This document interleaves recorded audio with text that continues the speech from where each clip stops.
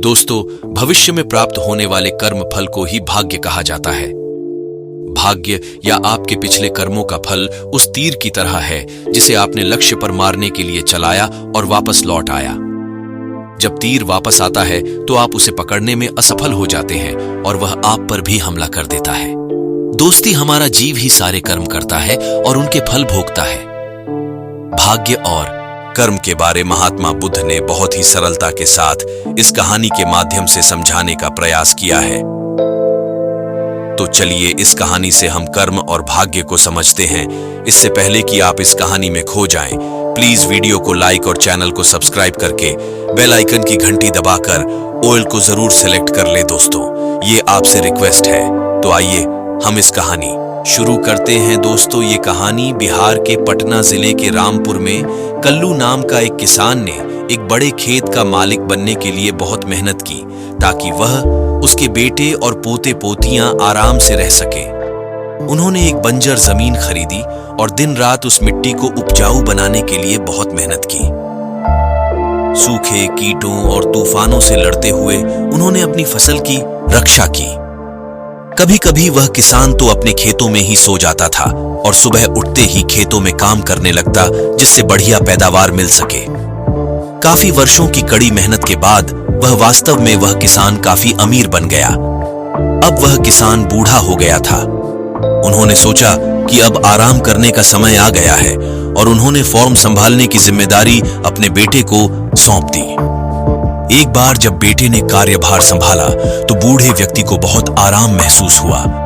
वह अपने खेत के सामने हमेशा एक कुर्सी पर लेटता था और आराम का आनंद लेता था।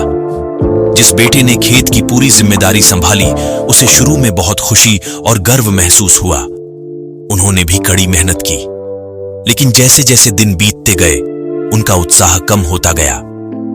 वह अपने पिता से दुखी रहने लगा कि मैं खेत में इतनी कड़ी मेहनत कर रहा हूं और अपनी हर नस और मांसपेशियों पर दबाव डाल रहा हूं, तो यह बूढ़ा आदमी पूरा दिन बेकार रहकर और पोते पोतियों के साथ खेलने में कैसे बिता रहा है। अब उसका बेटा हमेशा यही उठते बैठते सोचते रहता और वह बार बार ऐसी सोच से घिरा रहता था, इसलिए वह अपने पिता से नफरत करने लगा। यह बूढ़ा आदमी बस खा रहा है, कुछ नहीं कर रहा है और मेरी कड़ी मेहनत से अपने जीवन का आनंद ले रहा है। बेटे को लगने लगा कि उसके पिता उसके सिर पर बोझ हैं। मेरे पिता अतीत में कड़ी मेहनत की होगी, तो क्या हुआ, समय बदल रहा है। मुझे अपने परिवार और अपने बच्चों की भलाई सुनिश्चित करनी चाहिए। मुझे इस बेकार बूढ़े आदमी की देखभाल क्यों करनी चाहिए। ऐसा सोचते हुए वह अपने पिता से हमेशा के लिए छुटकारा पाने की इच्छा से परेशान हो गया। बेटे ने एक दिन एक बड़ा लकड़ी का बक्सा बनाया जिसमें उसके पिता को रखा जा सके। उसने बक्स को एक गाड़ी पर रख दिया और पिता से कहा, जाओ और बक्से के अंदर लेट जाओ। उसने अपने पिता को आदेश दिया। बूढ़े ने बिना किसी अगर मगर लेकिन के उसकी बात मान ली। बेटे ने बक्सा बंद किया और दूर जाकर किसी पहाड़ी पर चढ़ा दी। शिखर पर पहुंचने पर उसकी योजना अपने पिता को हमेशा के लिए मारने के लिए बक्से को एक खड़ी चट्टान से नीचे धकेलने की थी। जब वह डिब्बे को धकेलने और लुढ़काने की कोशिश कर रहा था तो उसे डिब्बे से खटखट की आवाज सुनाई दी। वह चिल्लाया, तुम क्या चाहते हो? पिता ने डब्बे से उत्तर दिया, मैं समझ सकता हूं कि तुम्हारा इरादा क्या है। तुम मुझे बूढ़ा और बेकार समझ रहे हो और मुझसे हमेशा के लिए छुटकारा पाना चाहते हो। अच्छा, लेकिन बक्सा खोलो, मैं बाहर आऊंगा और तुम मुझे चट्टान से धक्का दे सकते हो। इस प्रकार आपको इस लकड़ी के बक्से को बर्बाद करने की आवश्यकता नहीं है। इसे सुरक्षित रखें और यह भविष्य में आपके बेटे के काम आ सकता है। दोस्तों, इस कहानी में जब बूढ़े व्यक्ति ने कहा कि बक्सा भविष्य में उसके बेटे के लिए उपयोगी हो सकता है, तो उसका मतलब था कि उसके वर्तमान कर्मों का हिसाब भविष्य में उसका बेटा करेगा। तुम्हें यह भी ध्यान रखना चाहिए कि बूढ़ा भी वही काट रहा होगा जो उसने बोया था। उसने सुदूर अतीत में अपने पिता या किसी और के साथ ऐसा ही व्यवहार किया होगा। दोस्तों, कर्म और भाग्य दोनों ही हमारे जीवन के महत्वपूर्ण पहलू हैं। कर्म हमें यह समझने में मदद करता है कि हमारे कार्यों के परिणाम होते हैं और हमें नैतिकता और धर्म का पालन करने के लिए प्रेरित करता है। भाग्य हमें यह सिखाता है कि कुछ चीजें हमारे नियंत्रण में नहीं है और हमें उन्हें स्वीकार करना सीखना चाहिए। दोनों ही मिलकर हमारे जीवन के एक संतुलित दृष्टिकोण को प्रस्तुत करते हैं, जहां हम अपने कर्मों पर ध्यान केंद्रित करते हुए भाग्य के प्रति भी एक विनम्र और स्वीकार्य दृष्टिकोण अपनाते हैं।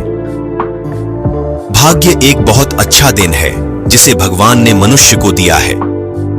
भाग्य अपने पूर्व जन्म और इस जन्म में किए हुए पुण्य कर्मों का फल है। भाग्य अगर हमारा साथ देता है तो हम लोगों को सुख से जीने के लिए ज्यादा तकलीफ उठाना नहीं पड़ता है। थोड़ा सा कर्म और थोड़ी सी मेहनत से सब काम पूरा हो जाते हैं, नतीजे भी अच्छे होंगे। लेकिन जब किस्मत यानी भाग्य हमारा साथ छोड़ देता है तो छोटे से छोटे काम भी मुश्किल हो जाते हैं। अगर हम अपने भाग्य पर ही सब कुछ छोड़ देंगे तो कुछ भी नहीं होगा, हम अटक जाएंगे और हम अपने व्यापक क्षेत्र में विशेषज्ञ नहीं बन पाते हैं। इस कारण से हम खुद अपने काम भी नहीं कर पाते हैं। कर्म का मतलब है कि हम अपना फर्ज निभाते जाएं। जो काम हमें करना होता है उन्हें खुद कर लेना चाहिए। लेकिन बचपन से आगा हम कर्म करने में विश्वास रखते हैं और श्रम करने में अपना मन लगाते हैं तो अच्छा है। जल्द से जल्द बड़े आदमी तो नहीं हो जाते, लेकिन अपने श्रम का फल ठीक मिल जाता है। कुछ सालों में हम अपने क्षेत्र में प्रावीण्यता और नाम भी कमा लेते हैं। इससे अपना आत्मविश्वास बढ़ता है। अगर भाग्य हमारा साथ दे या न दे, हम हमेशा आगे बढ़ते ही जाएंगे। कोई भी रुकावट से हम डरेंगे नहीं और रुकेंगे नहीं। अगर भाग्य भी अपने साथ देता है तो बस आसमान छू जाएंगे। महात्मा बुद्ध यही कहा है कि तुम्हारा धर्म है कि काम करना और करते ही रहना। कर्मों के फल पर हमारा अधिकार नहीं है। हम कर्म करते जाएंगे तो उसका अच्छा फल भाग्य में बादल जाएगा। अगर हम सिर्फ भाग्य पर आधार होकर जीते हैं तो भाग्य घाट जाएगा। तो अब आसान है यह निर्णय करना कि भाग्य या कर्मा कौन प्रधान है हमारे जीवन में।